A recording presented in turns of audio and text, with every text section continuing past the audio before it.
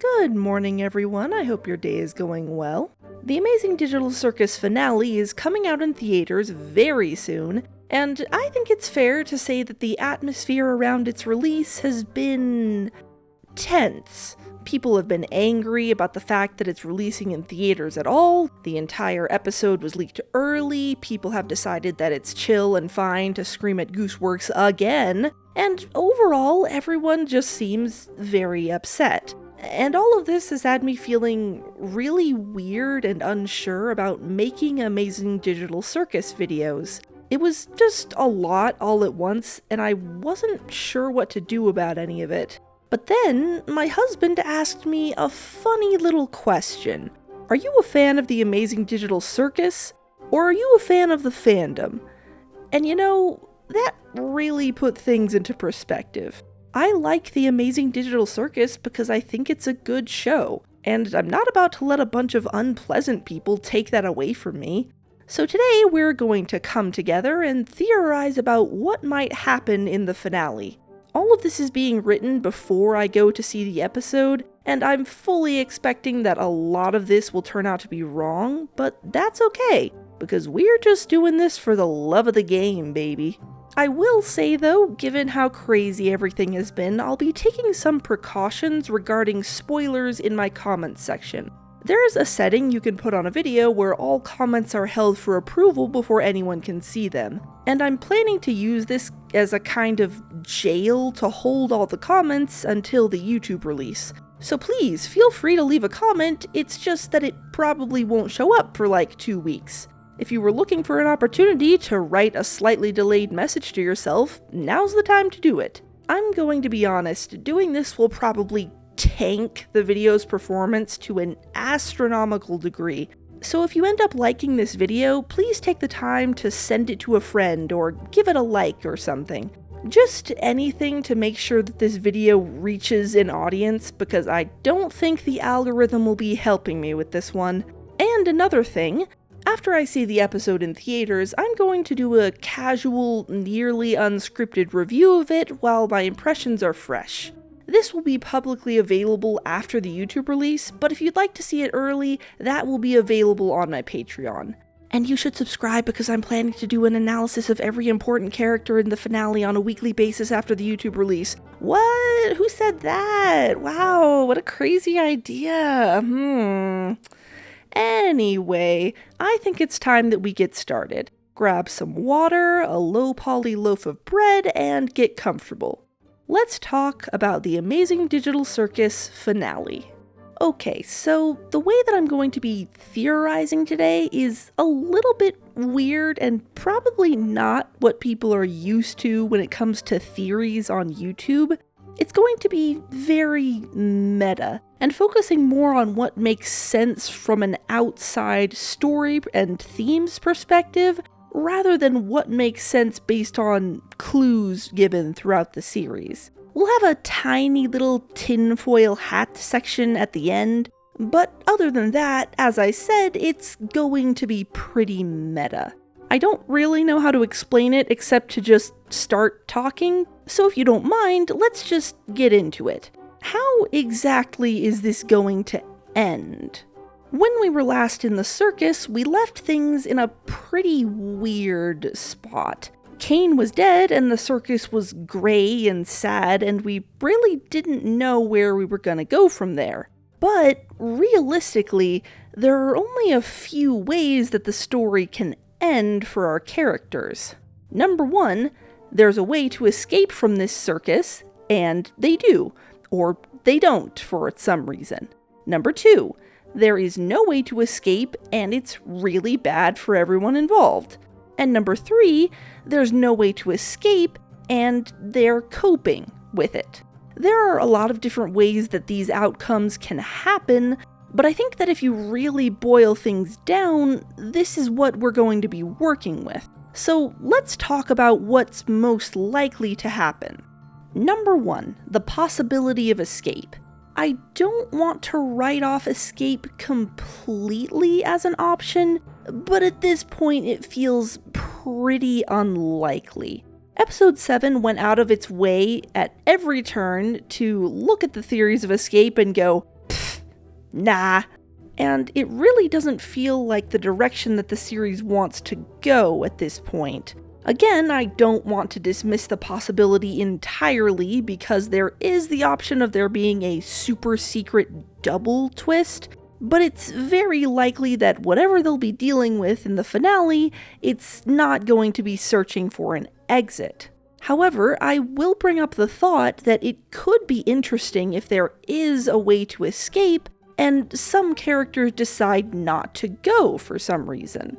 People have brought up the idea of Jax being afraid of the real world, and while I wouldn't go that far, I do think it's fair to say that he might view the circus as an escape in and of itself. We don't know anything about his life before, so I don't think it's fair to claim that it was completely horrible for sure, but I think he enjoys the idea of being able to do what he wants without consequence. And I can understand why he'd be a bit hesitant to actually leave. It would be interesting to see him and other characters face that choice, in a way that isn't fake and forcing one person to make the decision for everybody else. But since I don't think finding an exit is the direction that the series wants to go, that's probably something that will remain speculation only. Possibility number 2. They're forced to stay, and it's really, really bad. There are a lot of different ways that it can be quote-unquote bad, but the specific one I'm thinking of is the consequences of Kane's sudden absence and what it means for the circus as a whole. With Kane gone, the circus seems to be in some sort of limbo standby mode. It's grayed out and weird and wrong. And although it seems stable for now, there's no telling if it'll stay that way. If the characters want the circus to be at all the way that it was in the past, someone else will have to step up and fill that hole that Kane left behind. And this is where the potential bad starts. Which of these characters would try and fill the power vacuum that Kane left behind? And how that would probably go very, very wrong. Kane could theoretically come back and fix things. I've seen a lot of good comics about him just being sad in the recycling bin, but that creates some problems. We have to remember that the Digital Circus members didn't ever really have a good relationship with Kane. I think I can say with some certainty that no one ever really trusted him fully. And if they didn't trust him before, they definitely don't now. So in order for him coming back to be anything but horrifying, the episode would have to put a lot of work into establishing that they want him back. And I just don't think that's the sort of thing that this episode wants to do.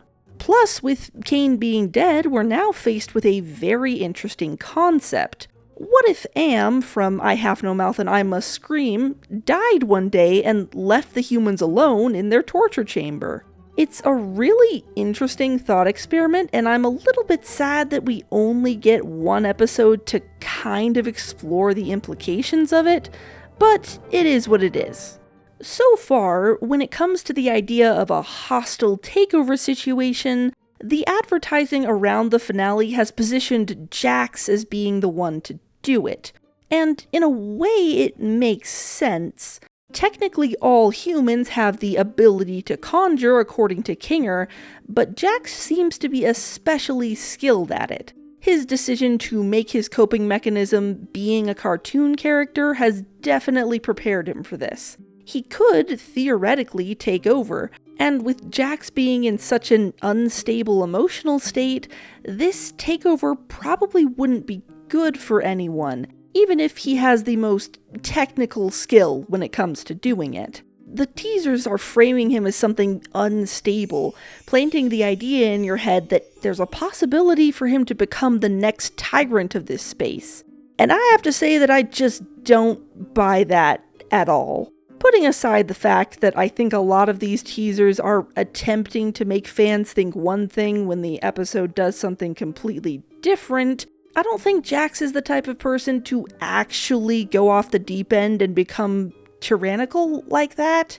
Don't get me wrong, Jax has a lot of problems, but he doesn't actually enjoy making people suffer. Yes, I know that he says that he does, but he was having an edgy breakdown at the time, and the way he acts contradicts this at pretty much every turn. There are a lot of opportunities for him to hurt people a lot that he just doesn't take. If he really wanted to cause as much pain as possible, he passes up a lot of opportunities. He could have crashed Kaufmo's funeral and made it into a big joke, but he doesn't because he actually really cares about it. He pretty frequently breaks character to do something nice or even neutral before realizing what he's doing and actively going in the other direction. Ladies first. No, wait, why would I say that? He keeps a photo of his dead friends by his bedside, even though it'd probably be much less painful to just put it in a drawer somewhere.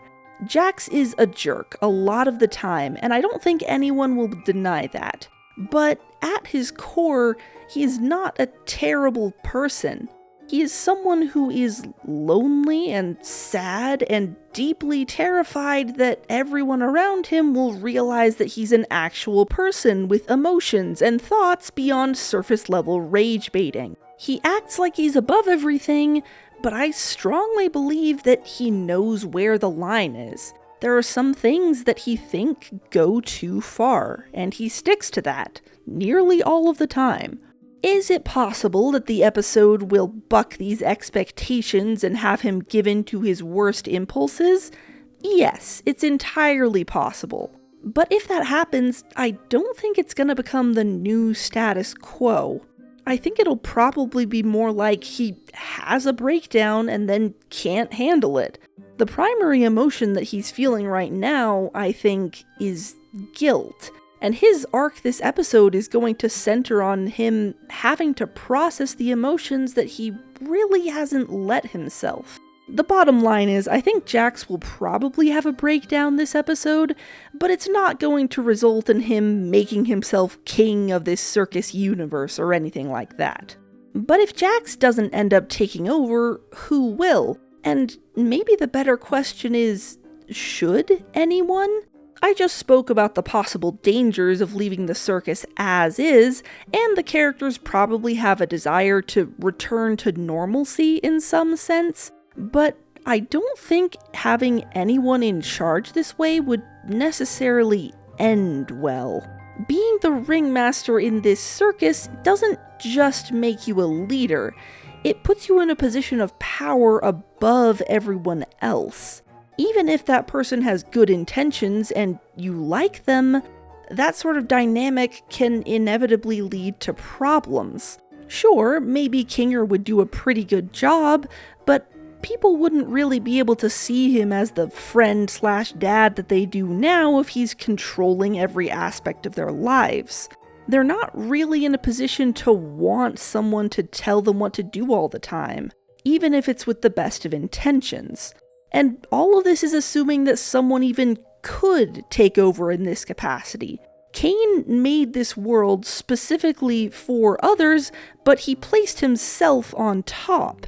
He was going to be in charge no matter what, and that's difficult to fight against. Whereas now, everyone's on an even playing field. And like I said, I don't think they're too eager for anyone to be bossing them around right now.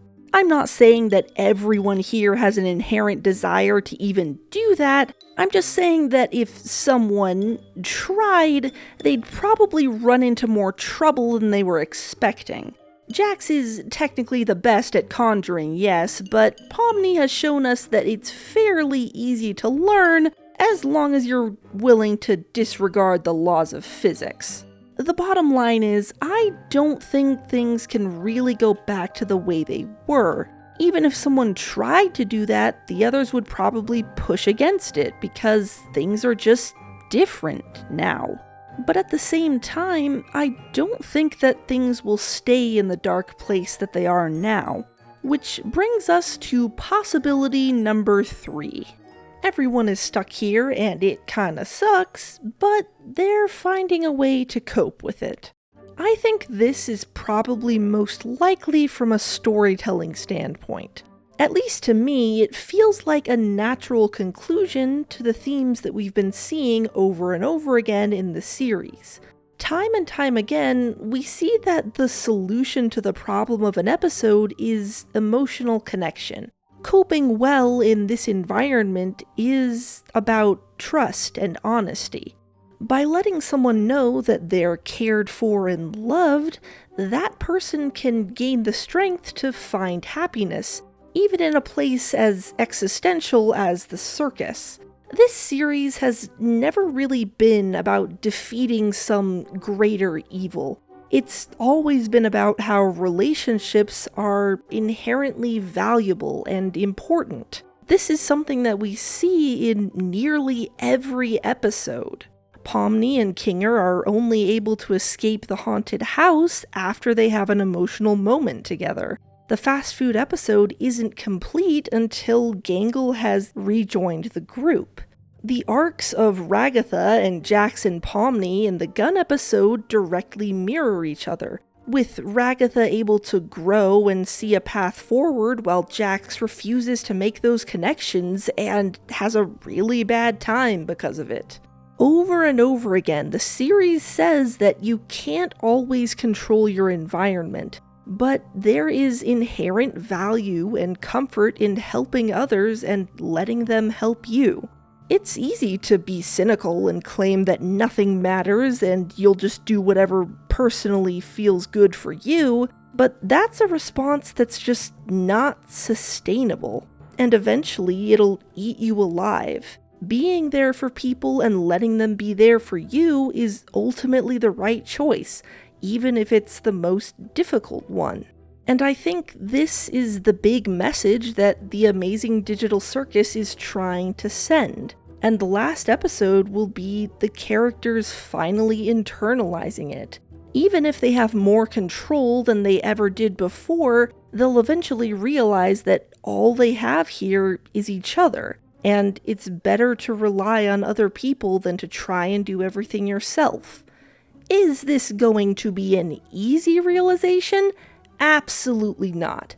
Jax in particular is going to struggle with this, but everyone is going to have to process in their own way. This final episode is probably going to be an extremely drawn out, painful, and possibly trippy group therapy session, as everyone does their best to cope with what is their new form of reality. I was expecting the circus members to get mad at each other in the previous episode, and I was pleasantly surprised when they didn't, but I think at this point all the metaphorical gloves are off. People are going to blame each other, they're going to get mad, they're going to get depressed, they're going to say things they don't mean and say things that they do mean but never planned on saying out loud. It's gonna be a mess all around. But ultimately, if the pattern of the series continues, we'll reach a conclusion where everyone can come together and try to cope. It's still going to be messy and fragmented and not at all easy, but I think after a lot of pain, there will be relief in knowing that everyone can just help each other. At least I hope that's what's going to happen. There's always a possibility that some of these characters just don't want to be part of this. The last episode had most of them realizing that they're all they've got, so maybe this episode will have them doing the exact opposite, turning around and metaphorically ripping each other's faces off, like in the short story. I'd find the series a little bit frustrating if it ended like that, but it's a possibility that shouldn't be ruled out. Overall, I just hope that the series ends with the existential message of you need to find your own meaning in life, and not the nihilistic message of life has no meaning and you should lie down and rot about it. I understand that might sound a little bit harsh, but I very much like the ending to have the implication that there are some healthy coping mechanisms going on here.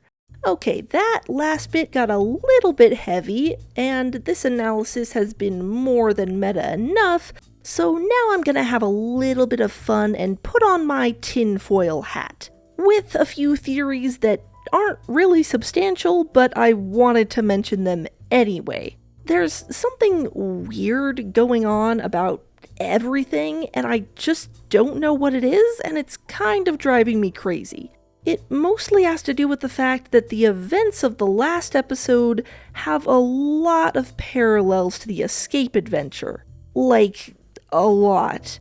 Someone sends Pomni to get the MacGuffin, Jax, Gangle, and Zubul work together to distract Kane, Pomni has a heart-to-heart with the person who's directly connected to things, Kinger spends a whole lot of time in that pillow fort.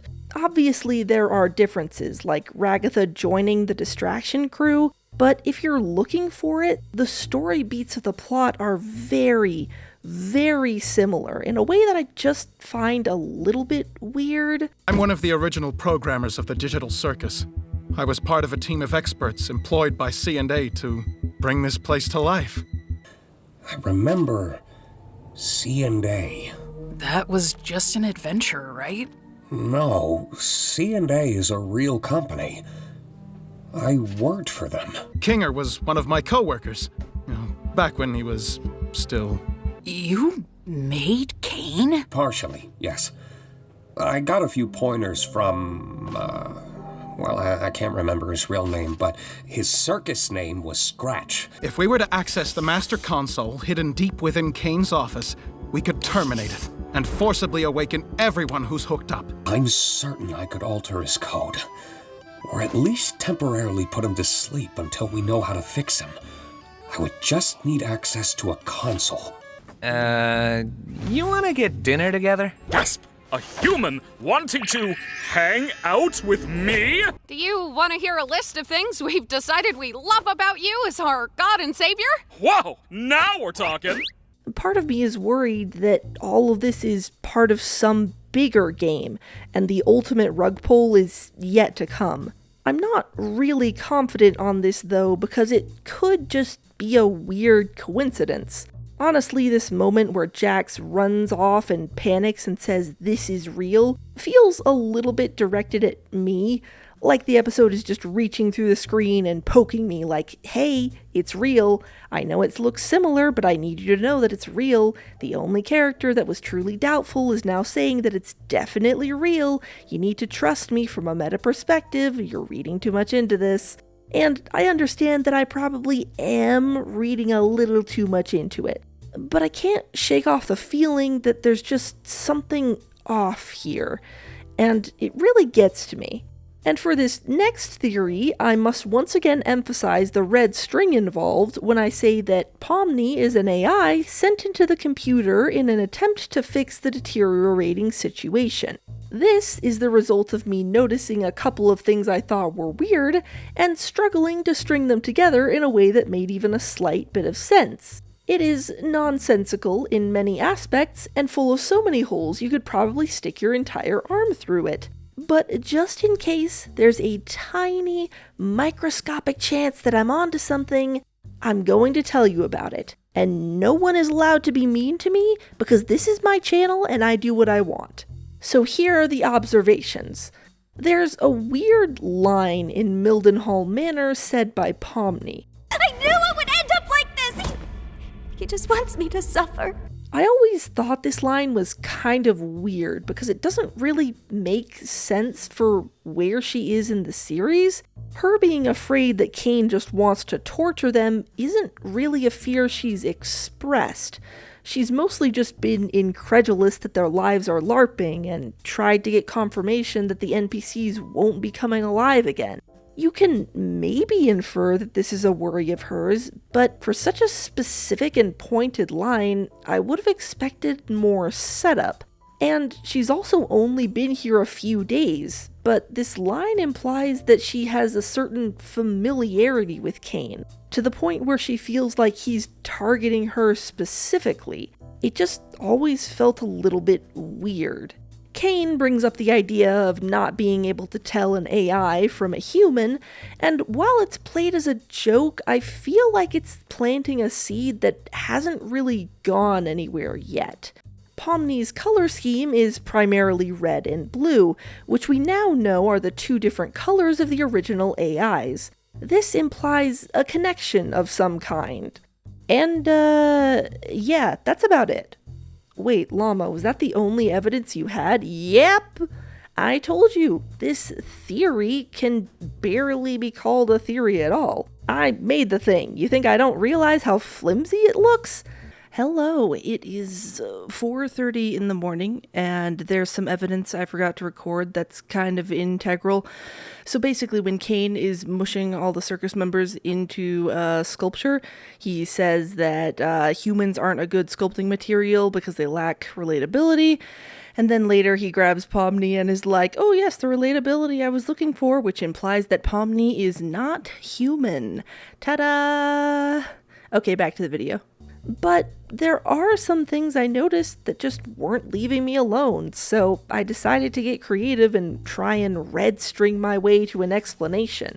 So my theory is that Pomni is an AI sent in to try and improve the conditions of the circus.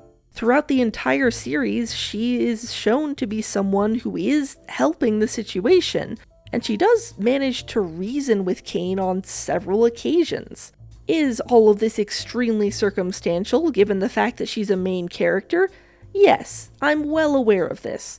My evidence is flimsy, and my logic is full of fallacies. But you know what? I'm going to be brave and put this out there anyway, because I deserve to just have some fun with something I like. And so do you. Because fandoms are supposed to be fun. I love doing serious and deep analysis a lot, but I can have just as much fun messing around with scenarios that don't make sense, and making up theories that will probably end up not even slightly true.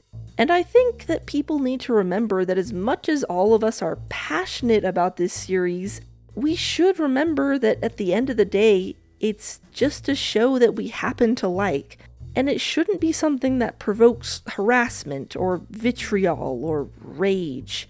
Things surrounding this final episode have gotten really out of hand, and I know it's made a lot of people rethink their enjoyment of the show, but I just want to remind anyone who needs to hear it that it's okay to just like something. Only you can decide what you want to engage with, and if this series is something you like, you shouldn't let the actions of anyone else make you feel bad about it. The show will be the show regardless of what anybody does, and only you can decide how you feel about it.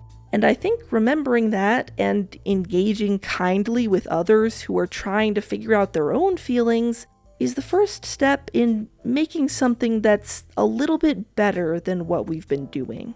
It costs nothing to be kind to another person, and if enough people decide to do that, I think it'll turn out pretty well for everybody. To everyone who is still dodging spoilers for this finale, you are an absolute legend and I love you. And I thank you for watching this video, even though it's probably going to mess up your algorithm and cause you to need to dodge even more. And to everyone in general, I hope you enjoyed the video as well. Just a reminder that you can see my review of the episode early on my Patreon, and I do chill live streams most Saturdays, starting at 12 p.m. PDT. Like I said before, I'm planning to do a lot of Amazing Digital Circus stuff in the coming weeks, and so if that's something you're interested in, I very much recommend subscribing. And I'd like to take this moment to give a special thank you to all of my patrons, including, but not limited to, Perplexia Sphinx, Snick, Tree, Lurch18489, Sphinx, I May Be Dumb, and Puppet Wraith. Thank you all once again for watching, take care of yourselves and each other, and I hope to see you all again soon. Bye!